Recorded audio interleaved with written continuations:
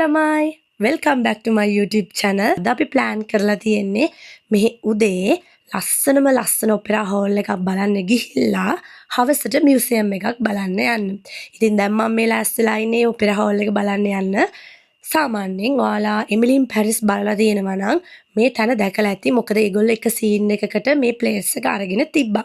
එතනට යනවා නම් ගොඩාක් කැමැත්තෙන් ඇත්තේ ගැහැණු ළමයි. මොකද මෙතනට ගිහිල්ලා ලස්සන ෆොටෝස් කරගන්න පුළුවන්, වීඩියෝස් කරගන්න පුළුවන්.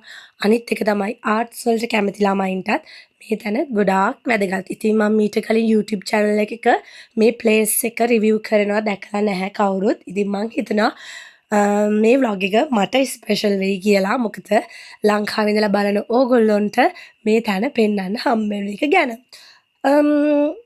පැරිස් කියන්නේ බලන තැන එක දේවල් බලන්න තියෙන සිටි එකක්. ඉතින් ගොඩාක් තියෙන මියුසියම්.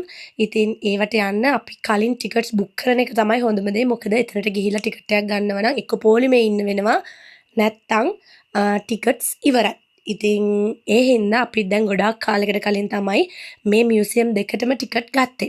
එහෙනම් මාත් එක්ක මේ vlog එකේ යන් අපි මුලින්ම ඔපෙරා හෝල් එක බලන්න. ඉතින් මේ ඔපෙරා හෝල් එකේ නම තමයි පලයිස් ගානිය. ඉතින් අපි ඉන්න හොටෙල් එකේ ඉඳලා විනාඩි 10ක විතර දුරකින් තමයි තිබ්බේ. මං ඔයාලට කලිනුත් vlog එකක කිව්වා අපි ඉන්න හොටෙල් එකට ගොඩක් මෙට්‍රෝ ස්ටේෂන් ළඟයි. ඒ නිසා අපිට කැමති තැන් වලට යන්න අපිට මාරම ලේසි වුණා. ඉතින් ඔයාලට මං කියන්න ඕන මෙහි මෙදා දවස මාරම සීතලයි. ඉතින් හිම වැටිලා තිබ්බා. අනිත් එක තමයි මම ඔයාලට මම මේ පෙන්නන මෙට්‍රෝ එක. ඒ කියන්නේ ඒක ඔටෝ ඇරෙන්නේ අපි තමයි ඒක අරින්න ඕන. ඉතින් මම මේ වගේ දෙයක් පැරිස් වල දැකපු පළවෙනි වතාව. ඉතින් මිලාන් වල මේ වගේ දේවල් නැහැ. හැබැයි මේ මෙට්‍රෝ ඒ කියන්නේ අන්ඩර්ග්‍රවුන්ඩ් මාරම ලස්සනයි. කොහොම හරි අපි දැන් මේ ඇවිල්ලා ඉන්නේ ඒ ප්ලේස් එකට. ඒ වුණාට එදා මේ ප්ලේස් එක අපිට හොඳට ලස්සනට බලා ගන්න බැරුව ගියා. මොකද ඒක හදන ගමන් තිබ්බ නිසා කවර් කරලා තමයි තිබ්බේ. කොහොම හරි අපි හිතුවේ නෑ එදා පැරිස් වලට මේ වගේ හිම වැටලා තියෙයි කියලා. ඒ වුණාට ඔයාලට මම කියන්න ඕන අපි බේරුනේ 99.9න් වගේ. මොකද අපි මිලාන් වලට ආපහු එන දවසේ ඉඳලා දිගටම පැරිස් වලට හිම වැටෙනවා. ඉතින් අපි දෙවියෝ බේරුවා වගේ දෙයක් තමයි. මොකද අපි හිමට හරියන විදිහ ඇඳුම් අරගෙන ගිහිල්ලා තිබ්බේ නැහැ. මම කලින් ඉඳලා මෙහි ටිකට් එක බුක් කරාට ඒ වුණාට අපිට ටිකක් queue එකේ ඉන්න උනා විනාඩි 10ක් වගේ. කොහොම හරි මේකේ ටිකට් එකක් වුණා යූරෝ 17ක්. ඉතින් කලින් ඔයාලට බුක් කරගන්න පුළුවන්. නැත්නම් එතනින් පර්චේස් කරන්නත් පුළුවන්. ඉතින් දැන් අපි මේ ඔපෙරා හෝල් එකට ඇතුළු වෙන ගමන් තමයි ඉන්නේ. ඉතින් මම මේ ඔයාලට වීඩියෝ එකේ පෙන්වනවා වගේම මේ තැන මාරම ලස්සනයි. අනිත් එක තමයි මෙතන තියෙන ආකිටෙක්චර් එක.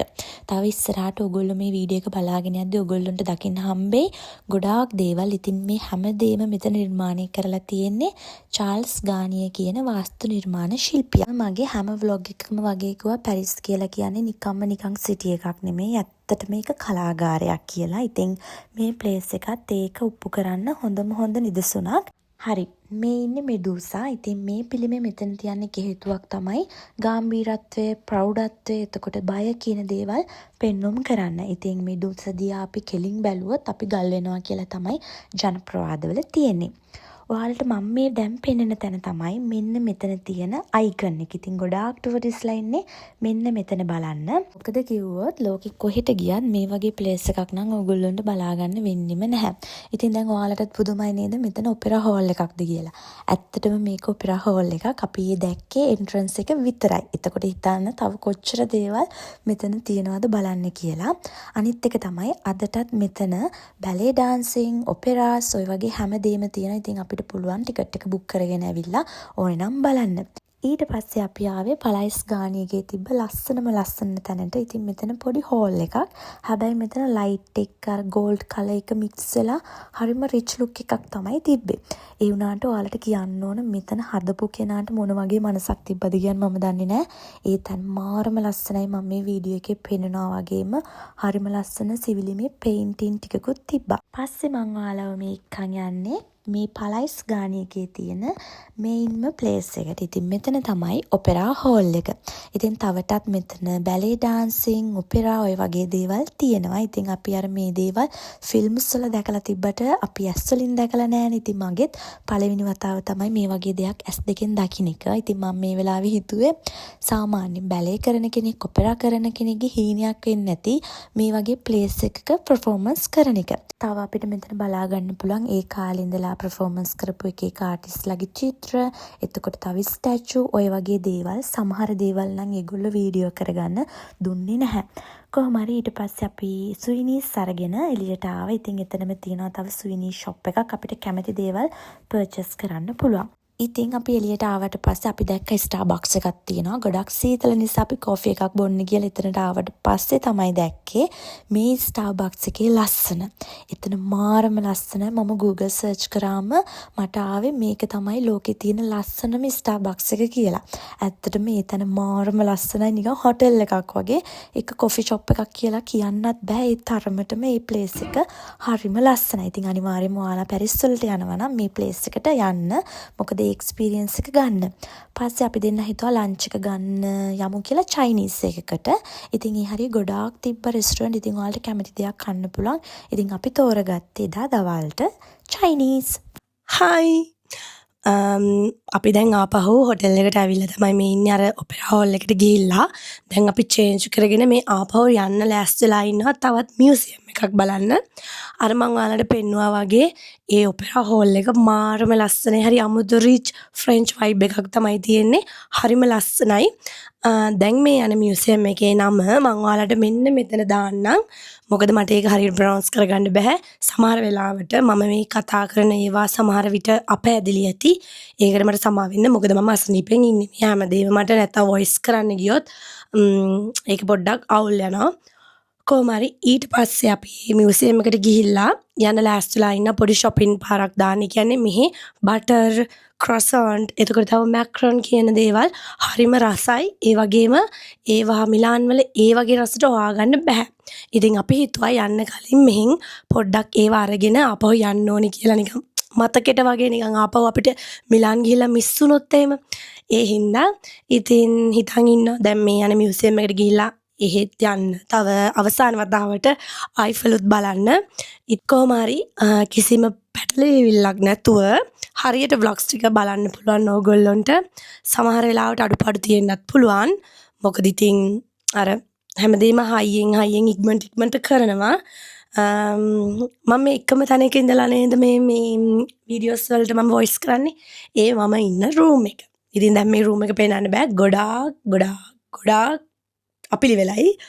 කොහොම හරි එහෙනම් මාත් එක්ක මම මේ කියන මියුසියම් එකටත් යමු. මොකද එතන තියෙනවා හරිම ලස්සන පේන්ටින් එකක්. ඉතින් මේ තව මියුසියම් ಜಾති ගොඩාක් තියෙනවා. හැබැයි මේ හැම මියුසියම් එකකටම ඇතුල් වෙන්න කියන්නේ ටිකට් එකක් ගන්න ඕනේ. ඒ ටිකට් ටිකක් ගණන්. ඉතින් මේ හැමදේම අපි ඔන්ලයින් කලින් බුක් කරේ. මම අර කලිනුත් කිව්වා වගේ. ඉතින් මට මතක නෑ මේ මියුසියම් එකට කොච්චර ගාණක් ගියාද කියලා. කොහොම හරි තව එක මියුසියම් එකක් තියෙනවා. ඒකට අපි ලබන පාර වගේ යමු. ඉතින් එහෙනම් මේ vlog එක දිගටම බලන්න.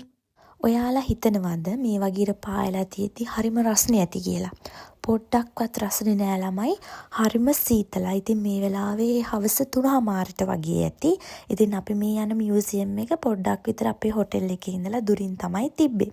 ඉතින් පොඩ්ඩක් ඈතට වෙන්න ලස්සනට අයිෆල් ටවර් එකක් පේනවා. ඉතින් මම මේ ප්ලේස් එක නම් කොහෙද කියන්න දන්නේ නැහැ. හැබැයි මමයි මගේ යාළුවයි මුළු පැරිස්ම බැලුවා කියලා හිතෙනවා. මොකද අපි එක තැන්වල එක දේවල් බුක් කරලා තිබ්බ නිසා අපිට හරියම ලේසි වුණා මුළු පැරිස්ම බලන්න.